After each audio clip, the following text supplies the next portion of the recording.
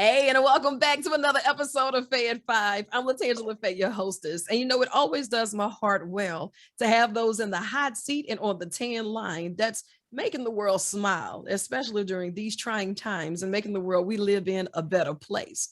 So I had to call the real MVP, the heavy hitter, the lightweight champ when it comes down to representing Carissa Cropper.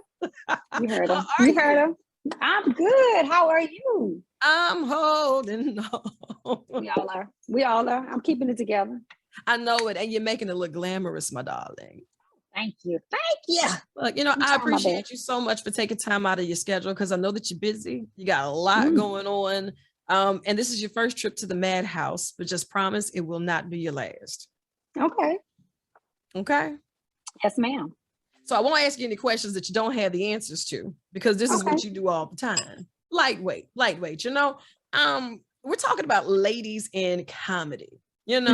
Usually it's the man that's writing the script and creating the narrative and telling us the things that they feel reflects our lives. Big on representation matters. How is it that you knew you wanted to take your passion of comedy, turning it into your purpose and into a career? Well, I've always been very funny. I've always had this ability to take something maybe dark, funny, whatever it is, and make people laugh or make light of a situation. So my friends were like, girl, you funny, you should do comedy. And I was like, comedy is like an art. It's different than just making your friends laugh when you get on stage. It is an art. It is a process. It is how to write your jokes, how to set it up, how to set up your premises, and how to give it back to people and touch them in a certain way in just a few seconds. So I had to go, and I relied on my mentors, Howard and AO. They took us out there and we tried writing jokes. And I was like, I don't think this is going to go over too well. But my first time on stage, I will say, I went up there and know it was going to be the feeling that I got as a woman on stage, but you feel empowered. Right. I mean, it's a different feeling when you get up there and you just relating to people. You come off and they tell you how much they felt what you're saying. So I felt like I was doing it for me to be strong, but in turn, I was getting so much from everybody else and just in developing who I am as Carissa and who I am and what I want to say. And my material just comes from life and living it and being me, and then discovering who that is as a Black female comedian out here. I mean, it's all a process. And you see yourself one way, but people see you totally different. And sometimes that's good and bad, but we learn from everything. So that's why I get my inspiration from, and that's why I started doing it. That's good, Carissa. I never thought of it that way. You said it's an art, and it is. But now with so many people getting instant gratification because of a retweet and a hashtag, everybody's a comedian. Even if it's not funny, it's just hashtagable. Like that's not the same as getting on a stage and creating the narrative, controlling that audience in real time, not knowing if they're going to like the joke or not, because it's not just them stamping it. It's that instant, are they laughing? Or are they booing? Or are they just staring at me? I got another 15 minutes before this bright light come on. You know what I mean? It's a survival game at this point. It is. And it's going to tell you the truth. It is going to be honest with you. And what you give it gives you back. So you're getting up there and you are finding your voice. When you leave a stage, you want them to know something about you. You want them to either like you or even dislike you, but you want them to feel something. So now, when you're giving out these levels of transparency, how much of yourself are you willing to give? Well, that's what you have to decide for yourself as a comedian, how deep you want to go. I have found that the more honest you are, the more you can impact people, because they know if you tell them the truth. A comedian told me once, don't talk about nothing you ain't ever done, because it's going to be somebody in the audience that likes you lying. You have to talk about your truth. And I think the best comedians, as we look back, and all of the deep comedians that everybody relates to, they being real.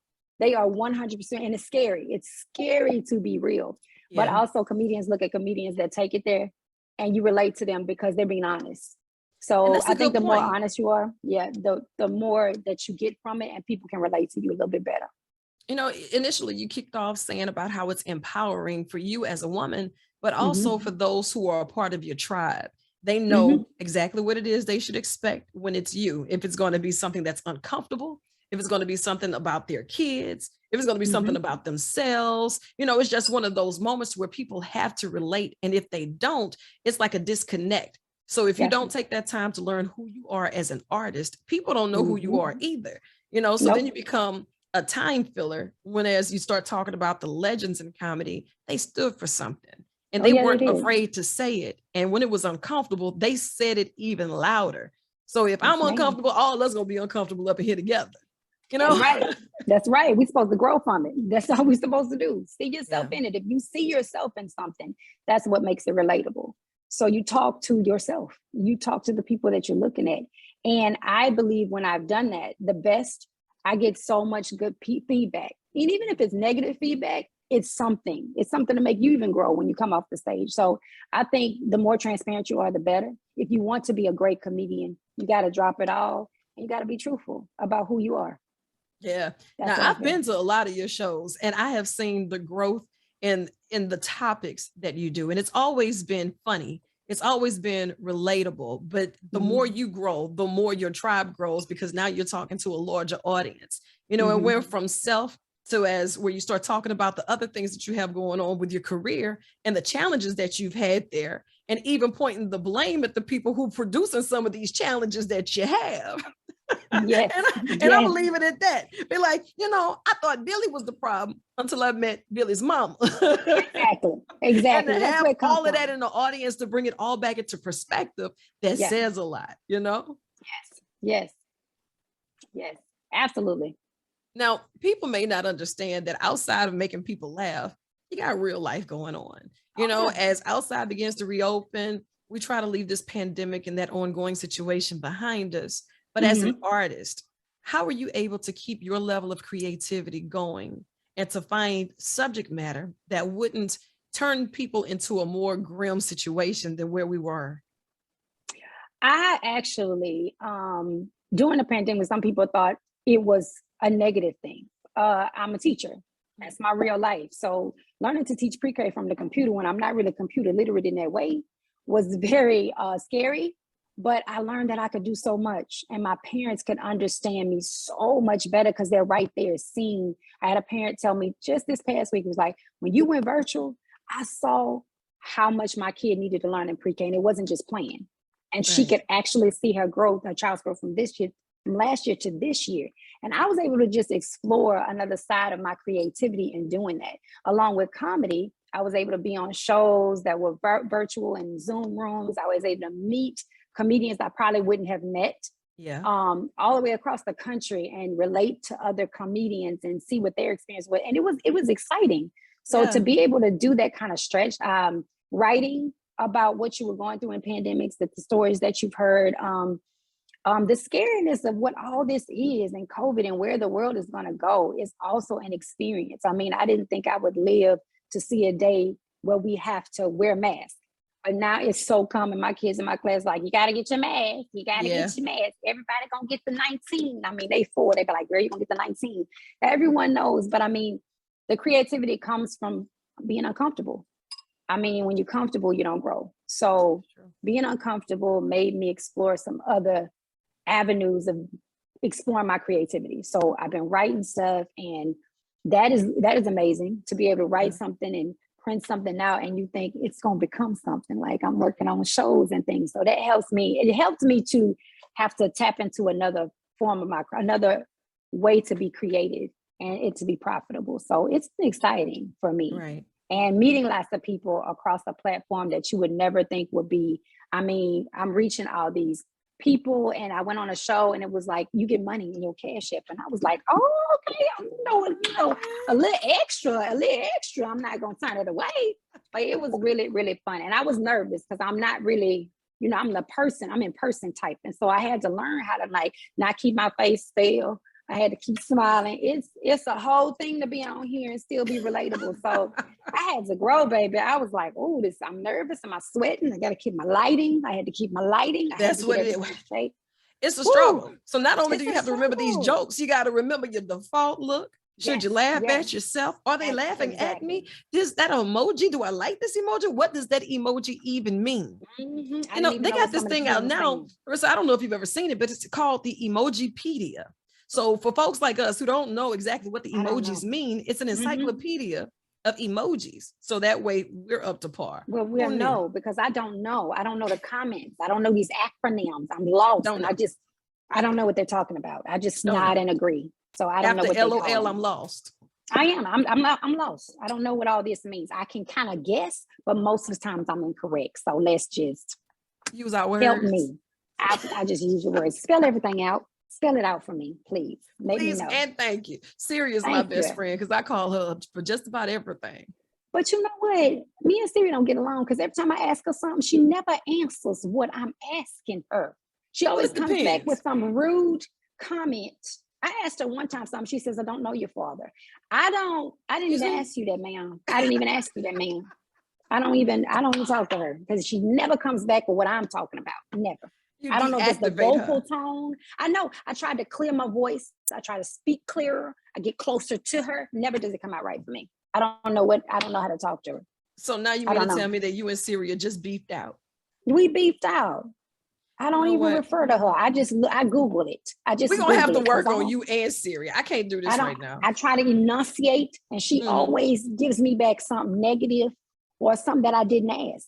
I don't want to know the ingredients to tomato soup. I didn't ask you that. She just comes back with stuff and I don't think we relate well. So I just Google it. She was trying to help you out though. She was trying to give you some recipes and ingredients to help with your immune system, to keep you healthy so that way you can keep teaching and keep writing these jokes. Siri was looking out for you.